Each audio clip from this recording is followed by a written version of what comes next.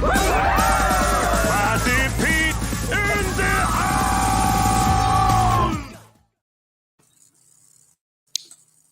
Welcome, gentlemen.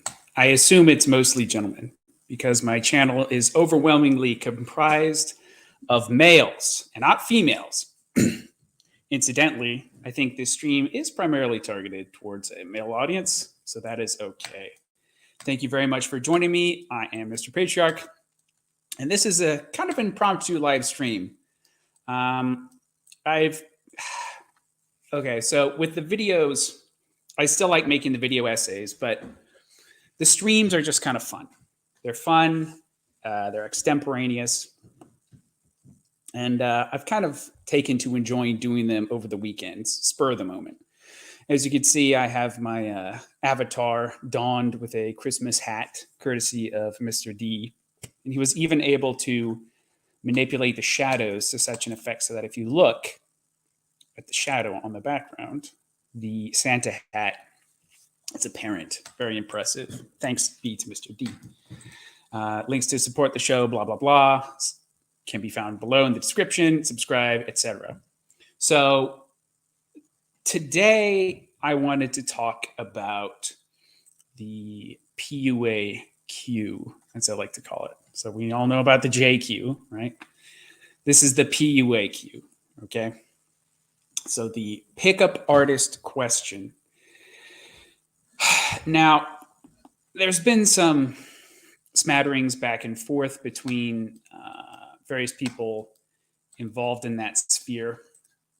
From Red Hawk, I'll just say. He's kind of an internet acquaintance of mine. I like him. He's got a lot of the right ideas. Not a Christian, but believes in God, but also a PUA.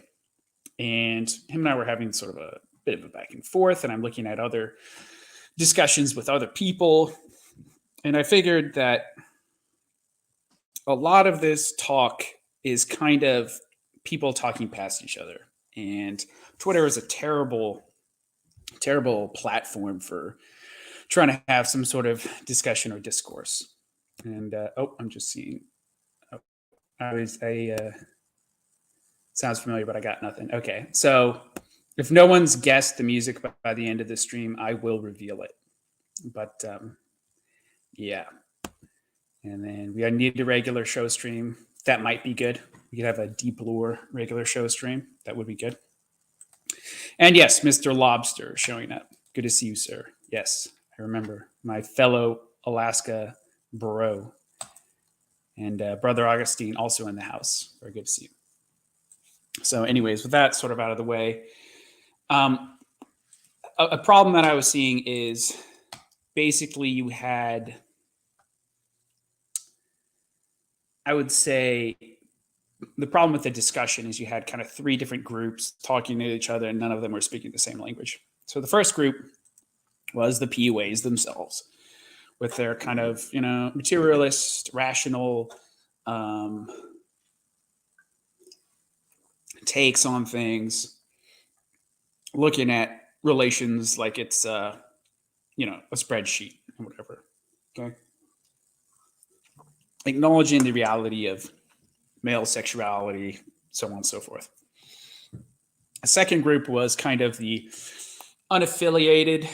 I would say this is kind of maybe academic agent and sort of people like that who are like, yeah, this is kind of just the way it is. And like, this is a phase, you should sort of get over it. And then the third group, which was also vocal, was the anti-PUAs, right? So a lot of the, your tradcath types arguing against, this degeneracy and blah, blah, blah, and we should ban sex and etc. That sort of group, more sort of puritanical mindset. And I was kind of on the sidelines, and I think me and a couple other people like Black Horse might be a good guy. Like we have a kind of a different, I guess, sort of take in that we're not prudish but we recognize the problems and on sort of both sides, right? So that's kind of why I wanted to do this stream on the PUAQ, is to sort of help with this discussion. Now, typically, whenever you do a critique, it's always a good idea, and I'm sure you guys have had this, like when you were a student, or if you had somebody trying to teach you something. It's always nice to front load with the good stuff. Then you put the critique in the middle, and then you close with something positive, right? So you could call that the poo sandwich or whatever. So you got the start off good, then you got like, ooh, the not so fun part in the middle, and the end with something good. That's kind of what I'm going to do today. So let me first talk about what I believe the PUAs get right. So first off is most notably hypergamy. You know, females are hypergamous. They want to marry up, always have, always will. And that sort of helps account for, you know, alpha bangs, beta bucks. So there's a word that rhymes with bucks, but I'm not going to use it because I'm trying to cut down on my cursing. Went to church today, and you know, Jesus is watching. I got my icons right over there. They're looking at me. So, but that sort of explains female hypergamy. You know, the top dudes get all the women. And women want to marry up. They want to marry someone of equal or higher status to them, someone who makes more money. This is why very oftentimes in marriages where the wife makes more money than the husband, this is an issue. Okay, we can recognize this as reality. I think this is true. I think women are hypergamous. And in the sort of modern economy that we have today, females have sort of gotten to a point where they're outcompeting men to a certain extent in some areas, mostly financially. And a lot of this is due to the fact that, you know, as PUAs will probably point out, is that men have been demasculated, and the finger has been put on the scale in the favor of women in so many ways. Hiring practices, you know, affirmative action, you know, trying to get more women into this field or that field, blah, blah, blah. All that's true. Okay. And then as a result, I think it was, it wasn't Standard & Poor's. I'm trying to remember. There's this famous article. Someone can leave it down in the comment. They'll know what I'm talking about. I totally forgot who made it, but there's this article that was put out. No, Morgan Stanley. That's who it was. Okay. So Morgan Stanley did this study not too long ago, and they basically determined that by the year 2030, basically 50% of women between the ages of 18 and 45, I want to say it was. It's that kind of age bracket. Women in that age bracket, about half of them will be single and childless by the year 2030. Okay, now that is a scary statistic. And that's partially driven by this natural female inclination of hypergamy gone awry in a system that values monetary remuneration above all else and sort of stacks the deck in favor of, you know, female employment, hiring, et cetera, coupled with destruction of traditional social mores. Sexual promiscuity is normalized. The dating app is, you know, bad all around for most people, for society at large. Some people can benefit from it. I certainly have. But for a lot of people, if you're not a top tier man relative to the woman you're trying to attract, right, that's going to be a problem for you. So all this is true. And the PUAs are right about this.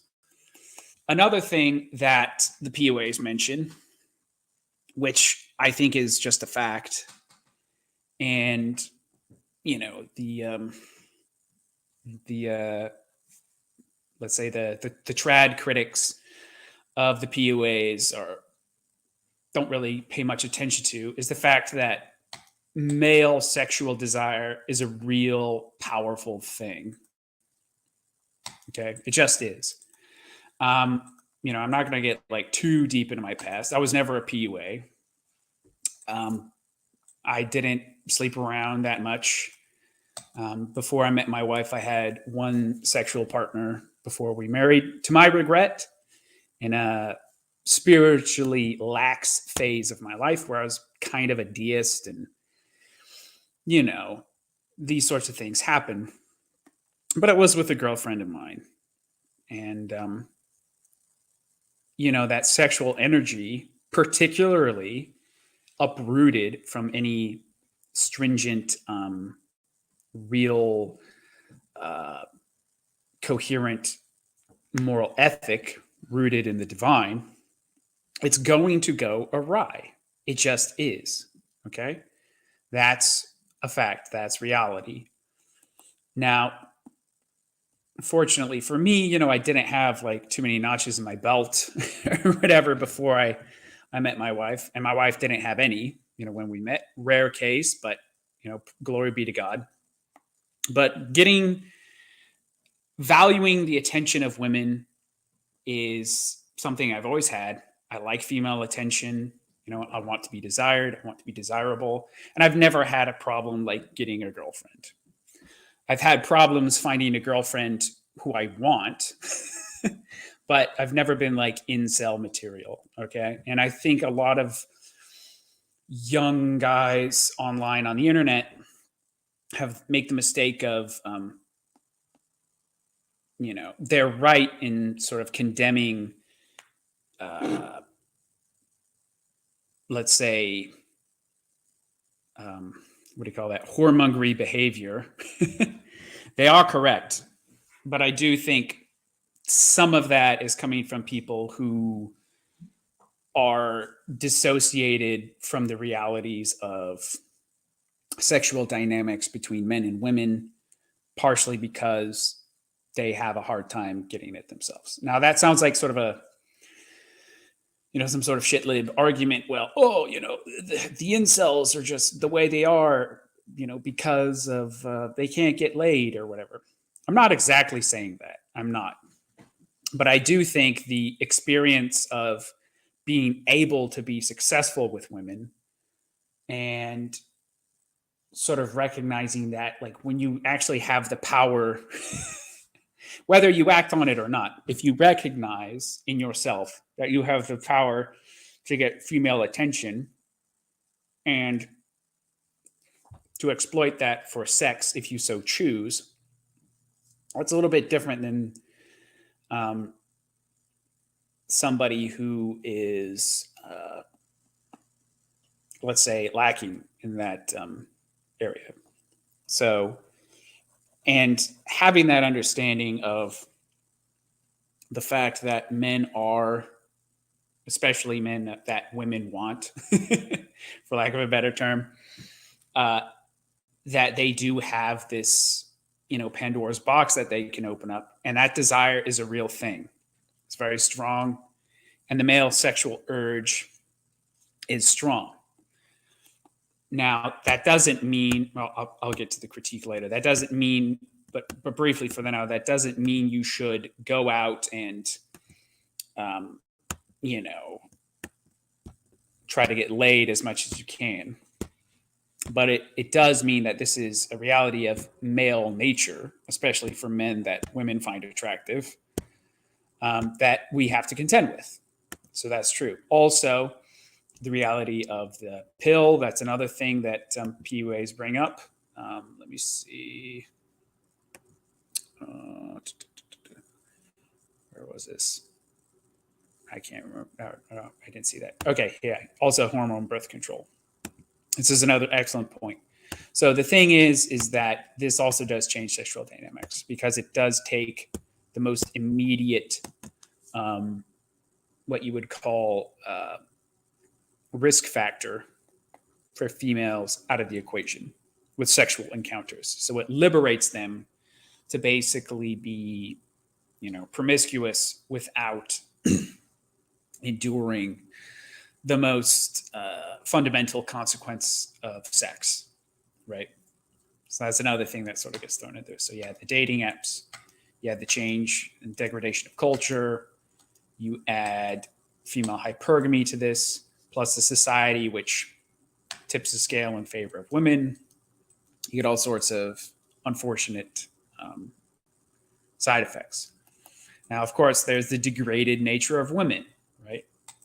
The degraded nature of women is a real thing. I think anyone with any sense, sort of looking at women today versus, grandma's era, we're dealing with a different caliber of females in the modern day, by and large.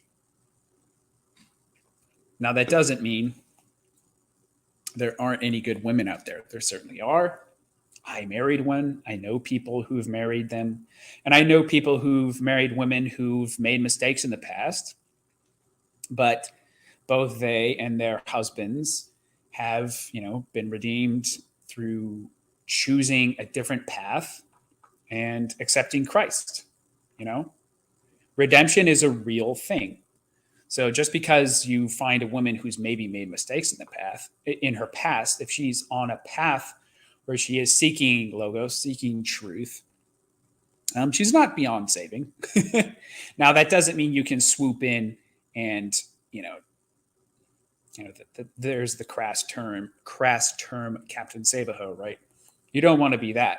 But if you can recognize a woman who has sort of changed her ways and she's already on that path, that is an opportunity, even if she has made mistakes, so don't disregard that. But by and large, yeah, a lot of modern women are a mess, plain and simple. And it is hard for a lot of guys, especially the ones who, maybe have difficulty getting female attention, to try and find someone who's worth it, frankly. That is a real struggle. And I've talked about various ways that you can do that. My wife and I, we actually did a stream, I don't know, maybe a year and a half ago, which you can find on my channel, about different tips on how you can find a good woman who's wife material, if you're interested in that. But yeah, if you're unaware, go check that out. But it is a real problem. And, I have acquaintances of mine who struggle with this, who have a hard time finding someone who can be a good girlfriend and then a potential wife. This is a real thing. And finally, the last good thing I'll say about the PUAs is that they also recognize that the past wasn't a utopia between the sexes. Okay. So I do think in the rhetoric, it seems implied from some of the trads that everything was great. And this is by no means anyone, and this might just be rhetorical flourish on their part, but this idea that everything was great in the past and we just need to repeal the 19th Amendment, ban promiscuity, and everything will be great. Right? Wrong. So in the past, promiscuity was an issue too. Believe it or not, women were not always faithful to their husbands, and husbands were not always faithful to their wives. Polygamy was more common in the past, well, the far past, let's say, certainly in pre-Christian times. And, even the Bible itself, I think it was, it might have been Thessalonians or something, but Paul was writing a letter to one of these congregations of the Church of Asia Minor, and he says, "It has been brought to my attention that there is fornications among you." Like, that's literally a line from kind of how he opens his letter to them. So this is not a new problem. Like I said, male rutting sexual urges are a real thing. And same too with women, especially if, it's ovulating, have heightened sexual attraction for a high value man. These things are going to happen. And I know of one guy who was like an older white dude in South Africa, and he was somebody's like great grandpa or something, and he was like a notorious poon hound, right? And this is in a very Christian, very conservative society, like racial segregation and everything. And he's like going around fathering a bunch of illegitimate kids around town. And he found women who would have sex with him, right? And that's the point. So, the past was not, without flaws. It absolutely was. But the difference is that the cultural mores and stuff were inclined against that sort of thing. So the incidence of, let's say whoremongery and promiscuous female behavior was reduced vis-a-vis today. Okay, but we can still recognize that in the past, human nature doesn't change. If people are horny now, they were horny in the past, and people are going to make mistakes, right? So the PUAs are right on this. Now I'm just going to, now that I've sort of talked about the good stuff about the PUAs, I'm going to get into the critique. But I see I have a question here. Oh, geez, thank you very much. From the new cooler Will Smith for $5. PUAs always want you to avoid women who are on the carousel. But then the PUAs want to be carousel. Like, bruh. That is exactly right. And I think that is the first point which I want to get into on my critique of the pickup artists. So onto the critique, onto this is where, after they say how well you're doing with writing, how your math sucks. Okay, so that's what I'm going to get into now. So where PUAs go wrong, what they get wrong. So as that super chat said from, new cooler Will Smith, the PUA, perceptive as he is, recognizes that too much D makes it hard for females to pair bond. So all you need to do is ask yourself, if you are one of these guys going around and sexually, using women who you're not married to, are you part of the problem by being a poon hound? It's a serious question. Are you one of these people going around, fornicating, who makes it harder for maybe slightly wayward women to find a man and connect with him? Or are you the Chad she's thinking about when she's with her, like boyfriend, fiance, husband, or whatever?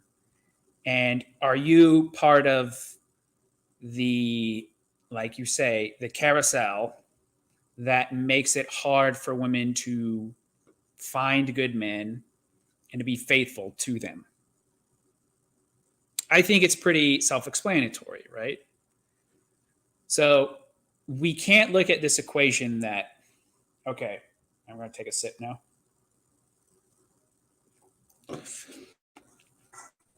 Okay, so there's two parties here, right? There's the alphas who bang and the women, and then like the normal guys, okay? The women make the choice to have sex with these men. And as we know, as the PUAs will readily admit, this is harder for them to pair bond and to find a decent guy that they can live happily with. And I think unfairly, a lot of this blame gets shifted onto the women. So they, of course, bear some blame, absolutely. But the other side of that coin is who's banging these broads, right? I mean, it's the PUAs, right? It's the alphas, quote unquote. They're the ones who are making it harder for women to pair bond, to otherwise good men, maybe not top tier, quote unquote, but, guys would make fine husbands. And if you recognize that, I think that's a pretty big indictment of, this lifestyle, this worldview. Now, what they will probably respond to is that, oh, well, it's this is inevitable. Like, you can't control male sexuality, man. It's just kind of how we are. And to that, I would disagree. You can control it. You can tame it. And I'll bring that back into the and I'll come back to this in a little bit. But the other thing too, it's just bad for your soul as a man, right? It's bad for your soul as a man. It gets men to think of women as objects. That is actually true. By making this kind of a sport, chasing girls for the sheer point of sexual intercourse. The problem with that is the feminists actually kind of have a point here. You are sort of looking at them as a means, or as a means to an end, rather than an end in themselves.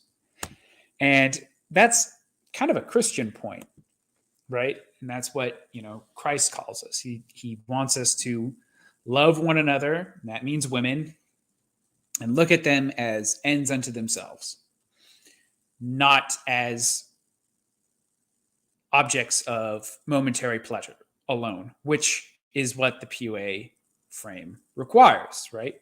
It's women for sex. That's the name of the game with pickup artistry, right?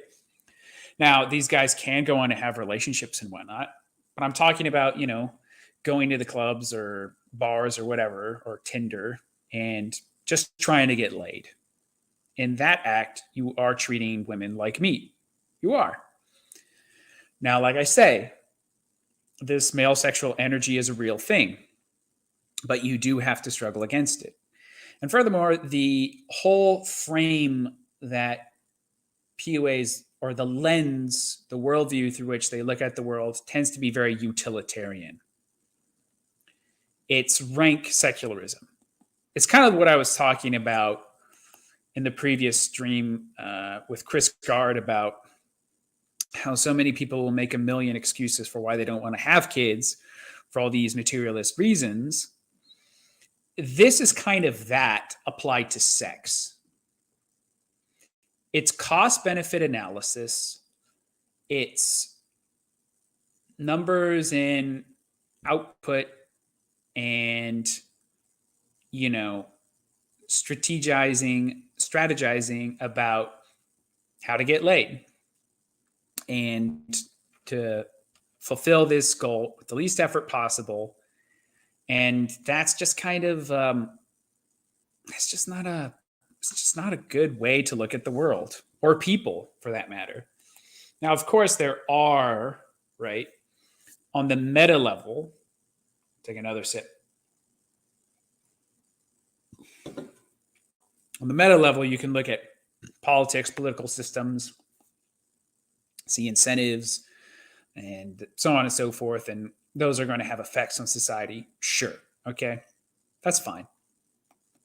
But in your personal life, how you interact with individuals, how you approach somebody, how you are supposed to view them as a person, it's incomplete and misguided to look at your personal interactions through a strictly utilitarian lens. It just is. We don't think about our parents that way, or at least, pray to God you don't. We don't think about our brothers or sisters that way. We don't think about our grandfolks that way. So viewing the opposite sex that way is a problem because, like I say, if we are looking at things purely materialistically, there's no definition of what the good life is or what an end should be. What does it mean to live virtuously if you're just looking at cause and effect? That's a serious question. If we look at, just interactions between men and women, if I do this, I get this outcome. Okay, fine. But what's to say you should choose one outcome over the other? Right? So if you're thinking about it, okay, if I do this, if I take these steps, if I have a right frame, I get laid, I win. Okay. But on the back end of that, what are the consequences? You also have to factor those in. Okay, maybe she mistrusts men more. Maybe it's harder for her to pair bond. Maybe I have regret in the morning. Maybe I actually start viewing women with a certain degree of contempt. These are real things. And not only that, but you don't really have a way, looking through a purely materialist lens, of deciding what the good is. There is simply not any way through a purely secular means of, trying to number crunch game or whatever, that you can decide what is good and what is bad. And a lot of these guys will tell you this. They'll be like, all right, if you want this thing, there's these guys in this scene who advocate this. There's these guys in this scene who advocate that. There's these guys over here who say, go out there and get experience, but then, pivot away from that and then try to, become trad, take what you learned from the hose and then, try to funnel that into finding Miss Right or whatever. What that is it's a plethora of destinations, but there's no guiding principle upon which we can choose one. Okay, and that's the whole problem. That's the whole problem with society right there. There's no telos, there's no purpose, there's no narrative, no worldview, nothing that unifies us, and no coherent lens through which we can try to make actions that will achieve the good in this life and in the life to come, right? So it ends up being, hey, you do you, but if you want to do this, here's some tools to make you succeed. And that's just, it's not good for a whole host of reasons. So in the same way that recognizing these tools, like the PUA or whatever, and then trying to apply it to find chicks for the sake of sex, you can apply that to anything else, right? I mean, that's Edward Bernays. Edward Bernays. All right, here's how you manipulate the masses. Now, whether you want to or not, I mean, I'm not going to make a value judgment on that, but if you wanted to, here's how you do it. I'm reading this great book right now. I might actually do a video on it called The People's War. It's about how the ANC took power in South Africa. And they went to Vietnam after the Vietnam War, and they literally were tutored by the general Vo Nguyen Giap or something, his name, I can't remember. And they learned how to subvert a country, how to destroy, competing centers of power, how to co-opt others, how to use the media, blah, blah, blah. Here's the tools you use as a revolutionary force to take power. Okay, is that a good thing? It's never asked, right? Or it's just assumed that, with this, because we believe in dialectical materialism, this is the way, and any means necessary to get power. It's fundamentally a liberal way of looking at the world. It just gives you a bunch of options for you to pick from, and then you sort of tailor fit how you're going to approach this in order to get your results. And that's just not a way that you can have any sort of based society at all, because there is no common understanding of the good. There is no respect for sort of higher purposes or higher values.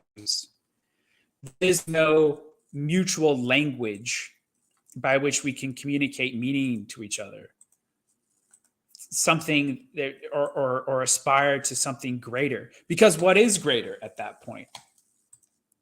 What is greater? There's nothing greater other than satisfying one's own ends.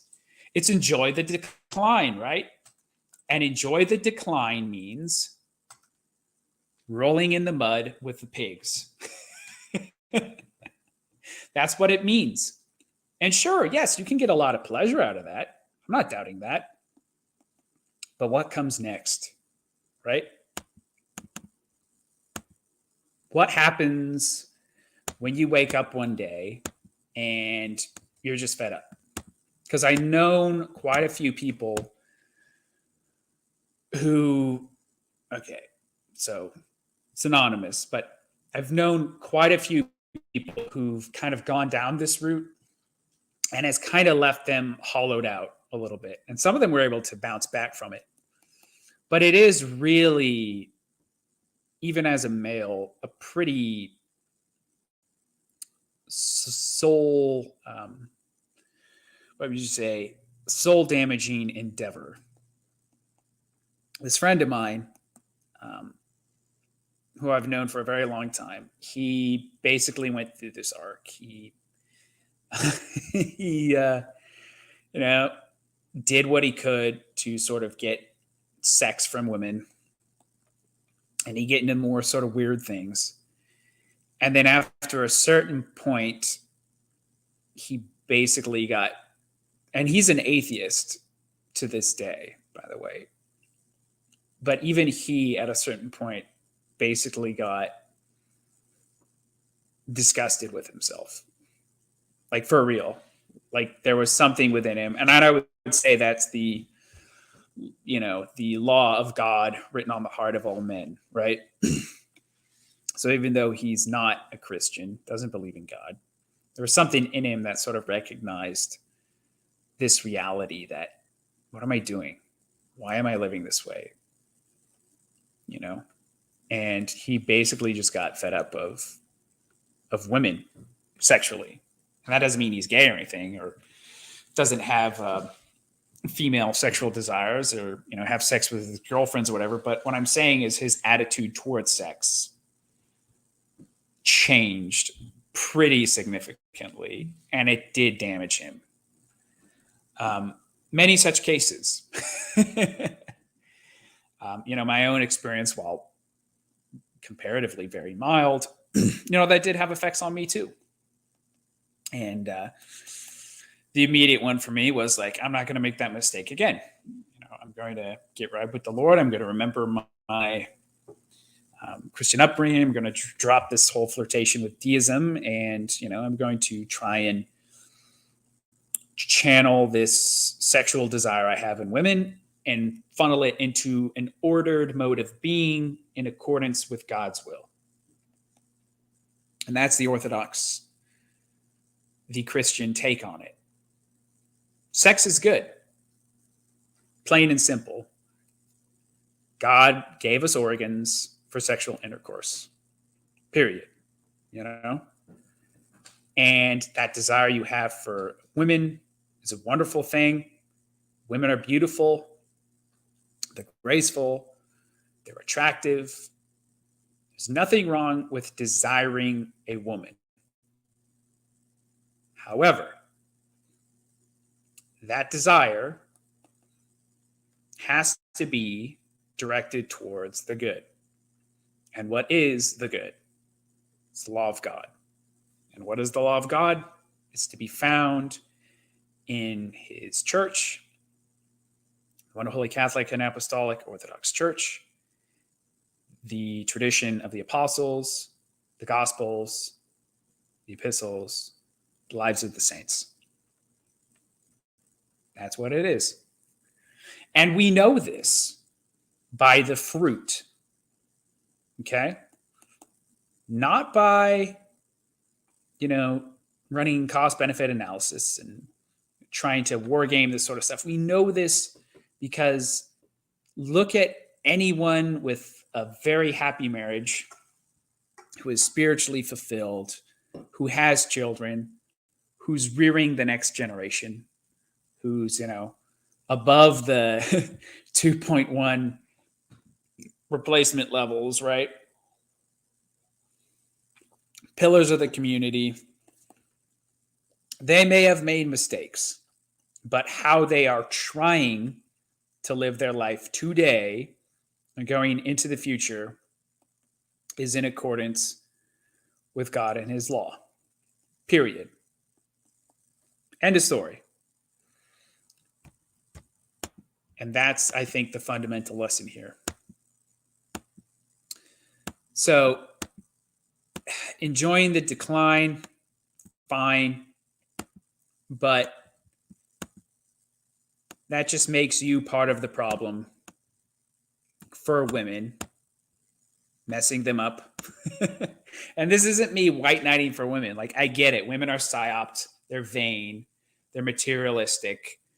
They're hungry for status and to get Chad. All this is true. They're deracinated. A lot of them are godless. All this is true. But do you make that situation writ large better by, being one of these guys who bangs them? Or do you make the situation better by recognizing the divine within them, within yourself, and trying to be a light unto the world?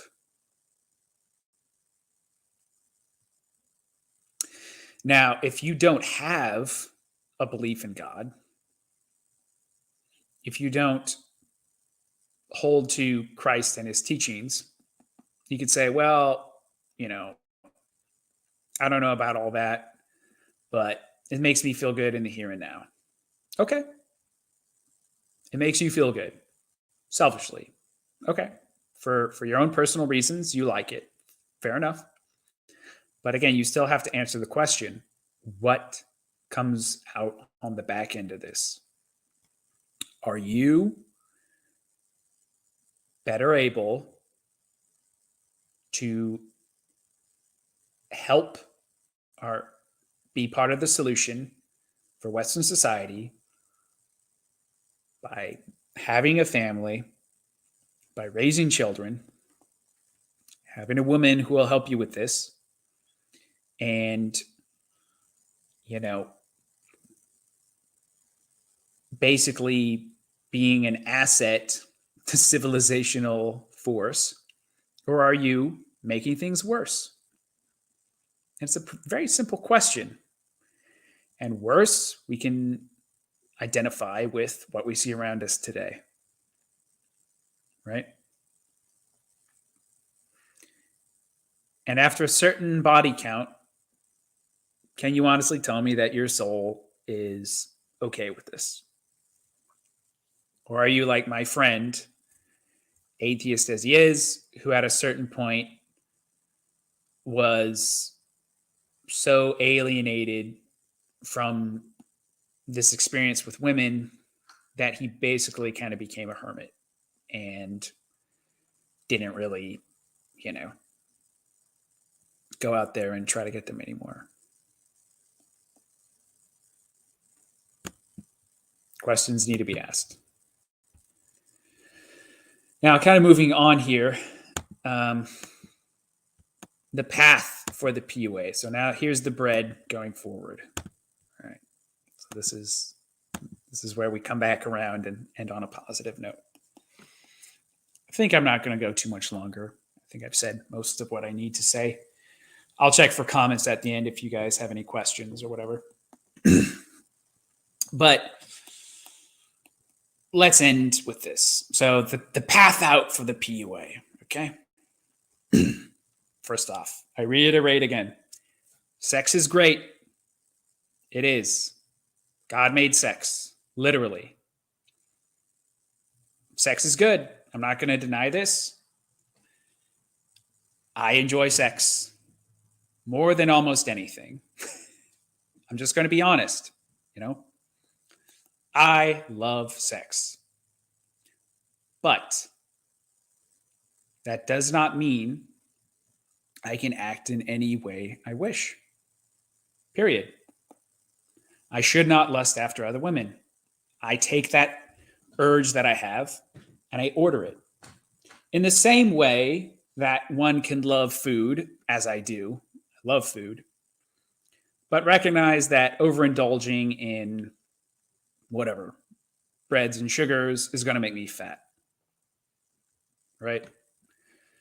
In the same way that, drinking, having a drink with your buddies or at like a party, just loosening up a little bit, can actually help people connect and bring them together. And it's not a bad thing.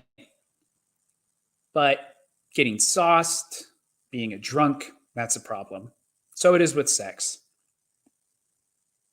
Men are lessy creatures. Sex is great, but it can be more than the act itself and how it makes your limbic system feel, right? Even Elon Musk had like a good tweet about this a while ago, about how much energy has been poured into having sex separated from procreation, right? And Elon Musk has got his own problems, but he was right on this, actually. It's pretty absurd to just focus on, the orgasm. Because a PUA is a coomer by other means at the end of the day, right? That's what it is. It's a PUA is a coomer by other means. Now, you can be a slave to cooming, right? A slave to your lusts and passions for sex. Or you learn to temper it as you learn to temper other things and then enjoy it in a constructive way. I don't mean to sound sappy, but in a real beautiful way, in a way that brings you and your wife brought together in a holy matrimony closer together, right? And if anyone's married in the comments, like if you've managed to sort of deal with your porn issues, if you ever had them, or you've had a fight with your wife or something, and things, you're kind of annoyed with each other, whatever, what makes you guys feel instantly better together afterwards? Sex. It does. It's like a reset button. It's magic. And you know what? That wasn't a big deal, baby. It's fine. Oh yeah, I overreacted. I was just being emotional. Thanks for being patient with me. And you move forward. That's one of the beauties about sex. So yes, of course, and the trad cats will be like, yes, it's for order for procreation. Of course. But it's also has this bonding element between husband and wife. You literally, they call it intimacy, not because it's so private, because it really does make you feel very close to that person afterwards. And if you do that too often with the wrong people, it's going to harm your soul. It simply will. And especially for women, it's going to harm their souls and make them crazy and get them on pills and get them, marching at feminist rallies and whatever. And it's just not good.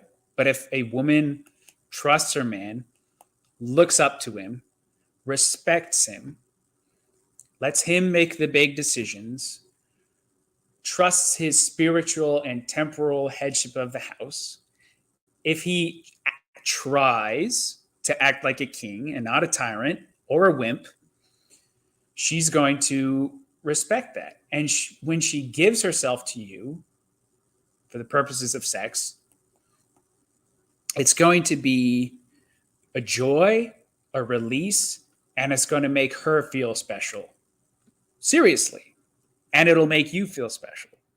And you'll be overjoyed that you get to share this together. It's a wonderful thing. So, yes, the path out for the PUA. Yes, recognize that sex is great. There's no denying this. Men are lusty creatures, but order it. Order. What is the good life? Constrain it. Focus on the good life as evidenced by, the Gospels, God, and whatever. And if you have a problem believing, that's a conversation for another time. But if you can get there, that is way out. Take women out of the picture. What is your purpose in life? Right? Okay. Forget about women. Let's focus on other things. Let's focus on money. Let's focus on how you spend your time. Right? Let's focus on what you're building or not building. These are all aspects of what the good is, what telos is, what purpose is. And how do we know to discern what that is supposed to be, right? So if we try to look at any of these issues in isolation, it does get really confusing. And this is why I have sympathy for the PUA, because many of them are sort of wayward, secularist types. I mean, what is the good, right? I know I want sex. I know women give it to me. And I've learned these tools how to get it. I'm going to go get sex. Same thing with time. It could be anything. Like video games make me relax. I like how I feel when I play video games. Therefore, I'm going to play too many video games, right? Or food makes me feel good. I'm going to stuff my face. Oh, crap, I'm too fat now. Or money. I'm going to, get that Sigma grind set and chase the almighty dollar and bow to, what do you call that? Mammon. And, but I still feel hollow on the inside and my life's a mess. Now, that's not necessarily proverbial Mr. PUA in the audience, right? I'm not trying to condemn you or anything, but I'm trying to get you to think about women in the same way that we think about these other things. What is the good? How do we know to discern what that is? If we're able to answer that question, we're able to order our sex lives in such a way that maximizes that. If we can know, and if we can know what this truth is, what the good is, right? Even in a fallen world such as we find ourselves, with women as messed up and doped up and talking to their therapists, right? As we find them today, if we recognize the truth, Scripture and the church say that are we not called to be more than conquerors in Christ Jesus? And this is, I'm not like some pastor evangelist or anything. I'm not some great guy. I struggle every day with all sorts of things. But I have submitted and I'm trying to be a faithful Christian. Okay? I'm not on my high horse. I'm not. I gave you PUAs a lot of credit earlier on this stream, okay? And I understand kind of the issues that afflict me and you. We're much alike, you and I, Mr. PUA, okay? But I think the real difference for the soul of a man or a woman is Christ. And if we do try to be more than conquerors in him, will not the Lord provide for us? Even in these latter days, may we still not find peace, family, and joy in the Lord and his ways. Despite how messed up the world is, despite how insane so many women are, zonked out on their pills and whatever. It's feminism and blah, blah, blah, blah. It's terrible. But does that have to be your life? You know? Let's just focus on women. Put the spiritual stuff to the side. Does that have to be your life? Do you have to be either an incel or a PUA? Are those your two choices? No, they're not. And all you need to do is look around and find people who, even in this degraded society we find ourselves, are living beautiful lives in service to something higher. They're raising families. They're making it. Yes, they're struggling. But ultimately, people like this are going to be the real vanguard for how we get out of this. Academic agent is talking about the vanguard elite or whatever. So, but if you don't have people like this, who are you going to draw support from to sort of help make the world a better place?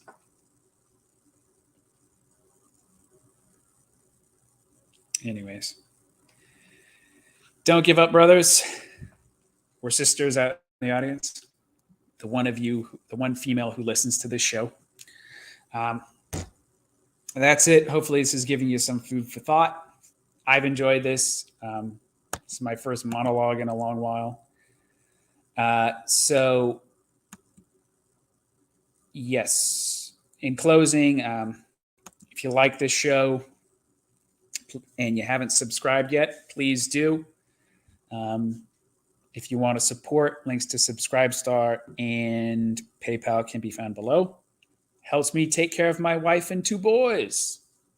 You know, because I'm out here grinding, trying to do my thing. It's like Gustavo Fring, man. A man provides. That's what I'm trying to do. Every little bit helps. And for everyone who supports the show, who watches, leaves a comment, I appreciate all of you. It is really appreciated. And sometimes it wows me that so many people know more about me on the internet than in real life by a lot. So with the audience or whatever that I have today, I thank God. And hopefully in my talk today, I didn't lead anyone astray. I just pray that I can, hopefully speak truth as I understand it, which exists independent of me, right? And that's the thing. Truth is bigger than any of us. And I hope all I've done in this is help try to communicate tradition in the mind of the church on this matter. So thank you again for the super chat, the new cooler Will Smith. I appreciate it. And now for the big reveal at the end. The song that I played at the beginning was from a Nintendo 64 game called Extreme G Racing. And it was from the first level. It's got that very distinct 90s like techno vibe about it. And it was just great. And the great thing about using OST game music is if you can find good tracks that you enjoy, you can play them and they don't get dinged. So that's partially why I chose it. So if you use old video game music, it doesn't trip the copyright algorithm. So that's the trick. So if you're out there and you're trying to make videos and you want to use music that's not like necessarily open source stuff, but isn't going to get your demonetization for the video pulled down, that's a trick for you. So Paulie B, oh my God, that was an amazing game. Yes, it was. It was very cool. And yeah, I think it was from the Nintendo 64 in 1998. We didn't own it, but we rented it from Blockbuster a few times. It was fun. I always liked it. Not as good as Star Wars Racer, but an experience on its own. I would agree. Yeah, Star Wars. Now this is pod racing. It was very, very fun. R64 water level music, anyone? Yeah. No, that was great stuff. And I will be integrating more of that into the show as sort of time goes on. I'm having fun with it. As you can tell with this episode, hopefully I've been dabbling a little bit with the production values, the little video clips and whatnot. It's fun. It's fun for me. So anyways, guys, thank you very much for watching. We had a good crowd tonight. And hopefully this gave you some food for thought. Share this with your favorite neighborhood PUA, and hopefully we can make the world a better place. All right. God bless you all. Hope you had a great Sunday, and I'll talk to you next time. Patriarch out.